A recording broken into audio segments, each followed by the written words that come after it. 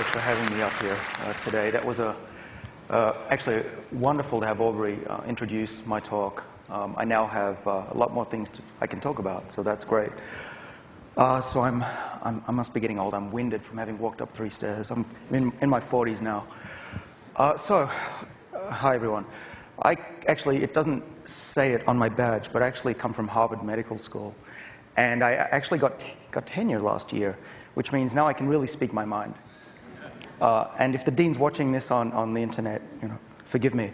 But what I want to say to you as a Harvard professor is that, and my thesis for today, this talk, is that aging is a disease and it is treatable. And I think we can do this within our lifetimes. And there are even clinical trials that are in progress that I'll talk about later, that are in progress right now, that have the potential to treat many different diseases at once. But I'm not standing up here, certainly as a Harvard professor. I don't think even tenure would allow me to survive saying we're going to live forever. I don't believe in that necessarily, not within my lifetime. But I do think Aubrey's right in saying that this is a question and a problem that most people ignore. If we have the first slide, have I got a clicker? Okay, these are my children. This is why I'm hoping to extend lifespan. I want them to have a great life, and I think that with the current technologies that I'm seeing come through the pike, and thanks to Aubrey, he's very gracious in saying that the company that I started is one of the leaders, this technology will allow certainly my children, if not ourselves, to lead vastly different lives than we saw in the 20th century. And they're very lucky for that. When I was in Australia, if you're wondering, my accent's Australian. When I was in Australia, I was a college student. I was like Aubrey. I was trying to shake up all what I thought were the zombies. We're all going to die. Do you know, this is really a real problem here. Do you not realize this? And they're like, yeah, just play your cards, deal it. And then what I realized was that we might be the last generation in human history to experience a normal lifespan. And I was pretty pissed off about that. Of the 10,000 or more human generations in all time, we're the last ones, and our children are going to be the lucky ones? Well, so I'm not as selfish as I used to be. I'm trying to help global health, as I'll talk about. But in those days as a college student, I really wanted to bring the future technology into today. And maybe, just maybe, if I and others worked really hard and Aubrey recruited more people into the field, we could have a big impact. And within our lifetimes, we would see these changes. And I'm here to tell you today that they have gone so much better. The technology is so much further than I really thought I would ever see in my lifetime. And it just blows me away. So let me tell you about what's happened over the last 20 or so years. You're wondering, what has this got to do with aging and drugs? Well, I spotted this button in the elevator on the way to my room just now. And it reminded me that, well, I'm not sure what this does, and I certainly don't want to press it. Bad things might happen. But my point is that what I try to teach my students and people I come in contact with all the time is try to think differently. Differently in a way that you might think is completely opposite. So Aubrey was talking about, let's just think, what if we could really do something about aging? What would that mean for the world? What would it mean for individuals? For example, in my lab, we used to have a map of the world that's upside down. And I did that just trying to jog the minds of my students to think differently. And it's very hard to do. I think it may be very difficult, if not impossible, to teach. But I want to do a little experiment here in this room and see if I can maybe make a little headway into the aging field. So I think that Aubrey did a very good job, but I'm going to try a different tack, in case you're not convinced yet that aging is something worth working on. And I ask this question quite often. I ask medical students that I teach at Harvard, how many of you think that aging is a disease? And so let me ask you, do any of you think that aging is a disease? I have one hand. So that's more than I get at Harvard, so that's good. I like that. Now, let me define aging and disease for you. If you go to the Merck Manual of Geriatrics, which we use at Harvard, you open it up and it says, a disease is something that occurs over time that is deleterious and horrible, and it happens over time to less than half of the population. Okay? What is aging? Something that happens over time that's horrible, that happens to the majority of the population. Now that's a very strange cutoff, don't you think, between aging and disease. Let's try another switching of the map upside down. let's imagine that all the people in this room are taken to another planet. Okay, sounds weird, but just go with me. And on that planet, people live to be 300 years. It's possible, okay? Now, what would happen as collective individuals, as we started to get into our 80s, and if we're lucky into our 90s, we would get crippled, and, we couldn't play tennis anymore, it would be horrible. And the people on that planet, they'd send their doctors over and they'd say, boy, look at that group of people. Don't go near them, you might catch what they have, okay? So apparently, aging, it depends on the health and lifespan of your neighbors. So I'm here today to tell you that I believe very strongly that aging is a disease. Now, why would that be a big deal? Now, Aubrey's right. What this means is that if you think about aging as a disease, you actually work towards treating it. And that really makes a difference. In the NIH budget, okay, so it's many billions of dollars, 0.06% of the NIH budget is given to studying the basic biology of aging. And I think it's because most people don't think of aging as a disease. It's something natural, something that's supposed to happen. And God forbid we might overpopulate the planet, which, by the way, is not the case. It turns out if we were to stop aging right now, which we couldn't, but if we could, the rate of population growth would be less than the rate of immigration right now. But that's another discussion. But I want to talk about thinking differently about aging. So Aubrey used a similar analogy, and I'm going to take it one step further. I too agree that our bodies are machines, like this car that's worn out, but I think that this is an old view about aging and biology in general. It's the Newtonian view of humanity. What we've been missing for the past, well, up until about 20 years ago, was the fact that our bodies have extraordinary amount of self-repair, and Aubrey did mention this. But I'm going to tell you about the identification of the genes that actually control these repair processes. We call these things longevity genes. Okay, and there's a whole family of them. There's probably about 20 or more of major genes that control aging in simple organisms like worms and flies and yeast. And we find these genes in our bodies as well. And there's increasing evidence, I would say it's nearly indisputable, that these genes also control our health and how susceptible we are to diseases. Now, there's another reason for thinking that we might be able to tackle aging. And I think many of you have heard of this diet called caloric restriction. And lunch is coming up, so I hope I don't ruin it for anybody. But this diet is essentially you have about 40% fewer calories than what you would naturally be recommended. And this really means you have to be hungry for most of your day. Some people think it's likely to extend lifespan. It certainly works well in rats. It was shown back in 1935 that it delays aging tremendously. It's the best way we know to prevent cancer in animals. And it works in things like little worms and flies, even fish, spiders. And some people believe it's going to work in humans. Now, we don't know if it will work. It's a long experiment.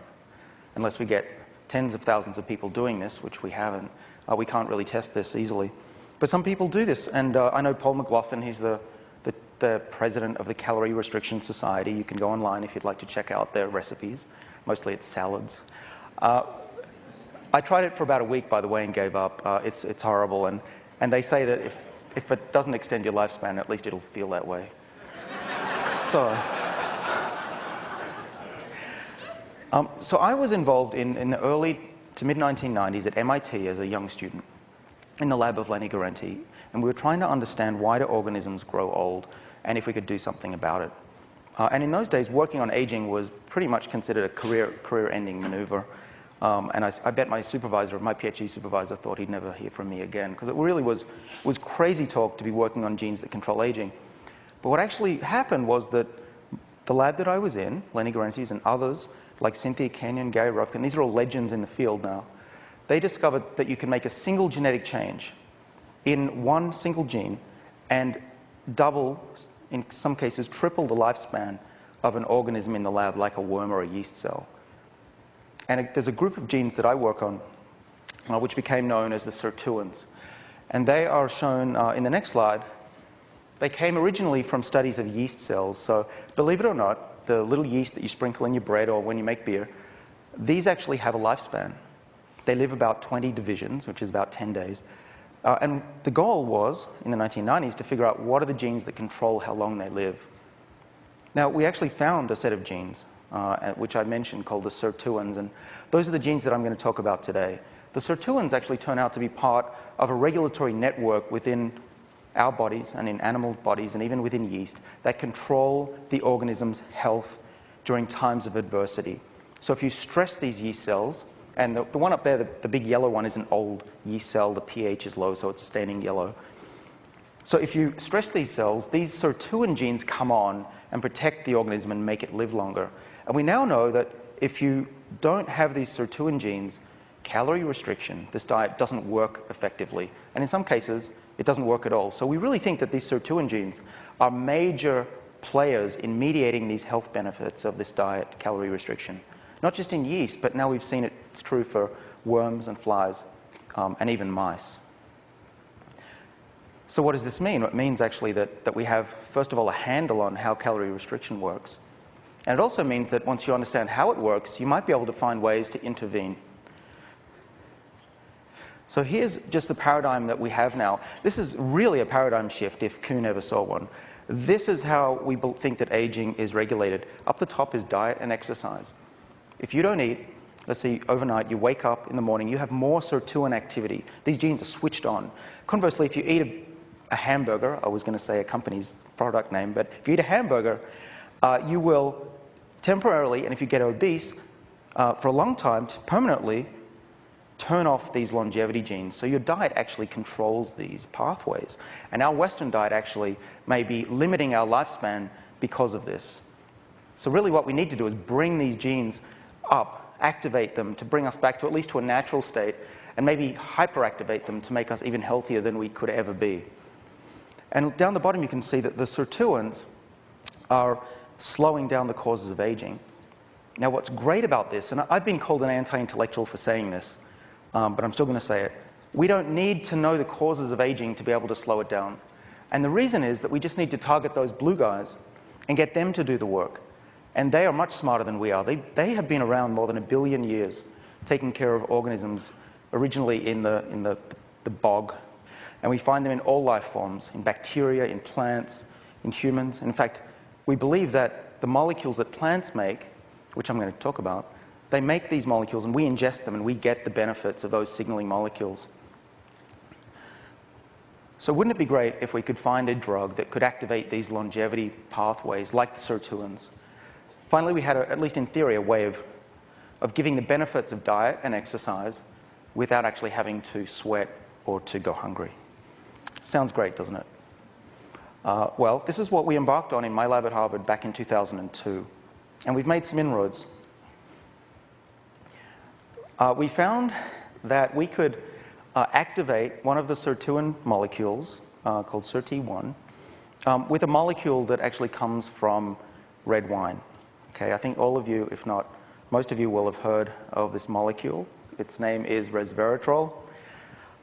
This is one of the 20 molecules that we found at Harvard.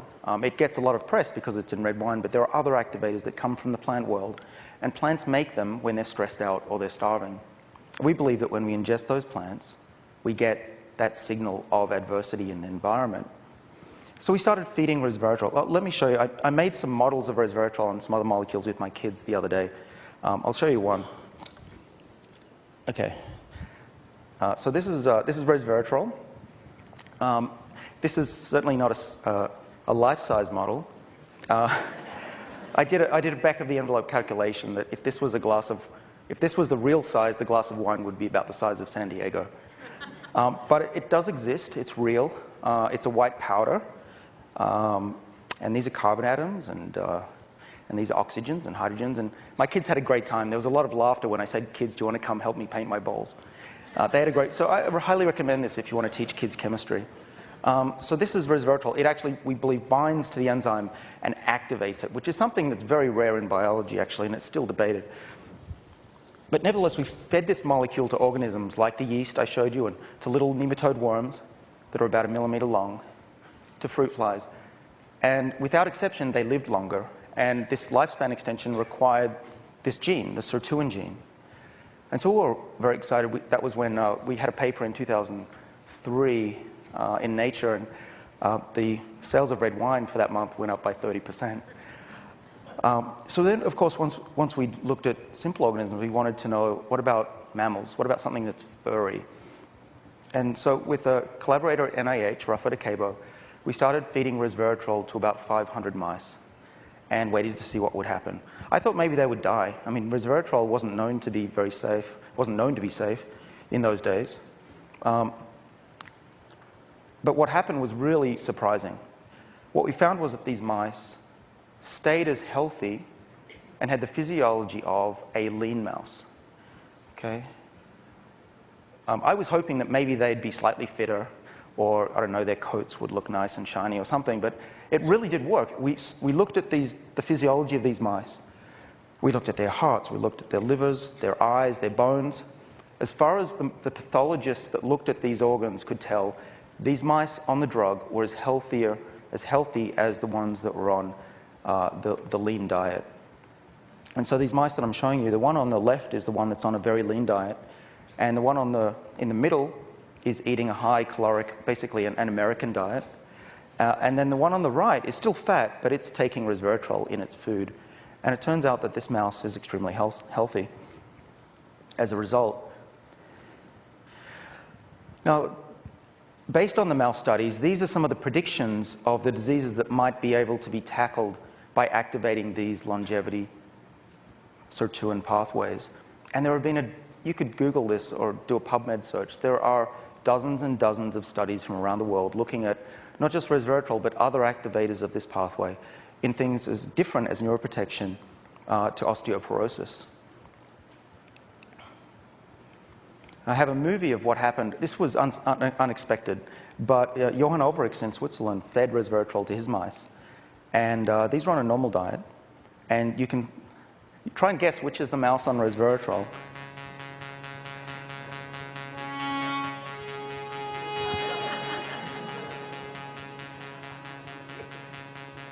Can you tell?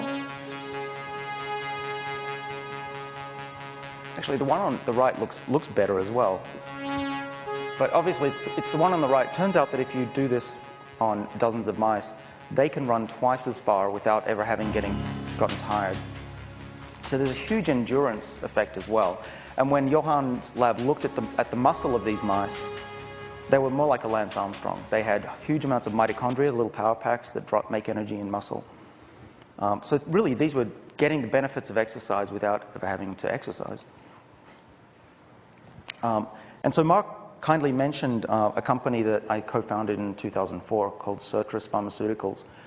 I still consult there, but now Glaxo owns the company. They bought it, and I say this number because it shows how serious they are. They bought it for nearly $750 million with a B.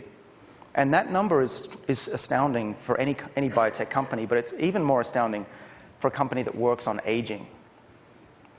And really, a lot of colleagues in the field wrote to me or called me up and they said, finally, aging research has come of age, when a large pharmaceutical company like GlaxoSmithKline will take a bet on aging research. And I sure hope it works out. Because if it doesn't, it may set us back a while in this field. But these guys, the guy on the left is Andrew Whitty, the CEO, and Moncef Slaoui, the head of research and development. They really have guts. But they do believe, and as I do, is if this works, you could really change medicine. I'm launching a non-profit site as part of this conference. This is not a promotion because it's non-profit and I'm just paying it out of my pocket, but this is a site that's designed to collect information and distribute information about resveratrol, because I get emails every day from people saying, how much should I take, where do I get it, and it's a real mess. You probably have seen me on the web maybe, up there with Dr. Oz and Barbara Walters. We don't endorse this product. We don't endorse any products, but I do want to educate the public, and that's one way to do that. And there's a free book that I wrote with a colleague of mine at Harvard, Mark Boguski.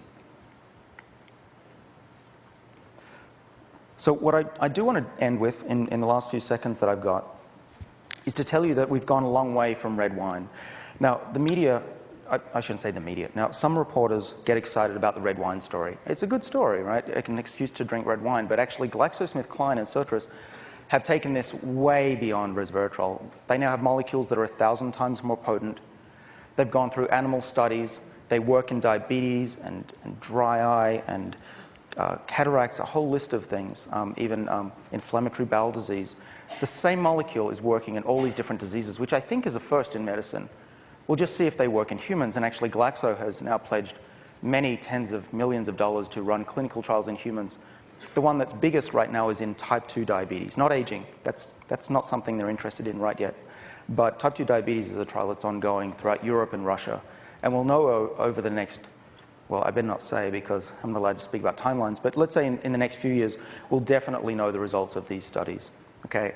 And I think just if we take a quick step back, the idea that somebody could talk about an anti-aging drug that could be prescribed to a patient, say for type 2 diabetes, and you turn over the page and look at all the side effects. Side effects include, fewer cataracts, it'll protect you against heart disease, osteoporosis, and it may improve your sex life too. Are you okay with that?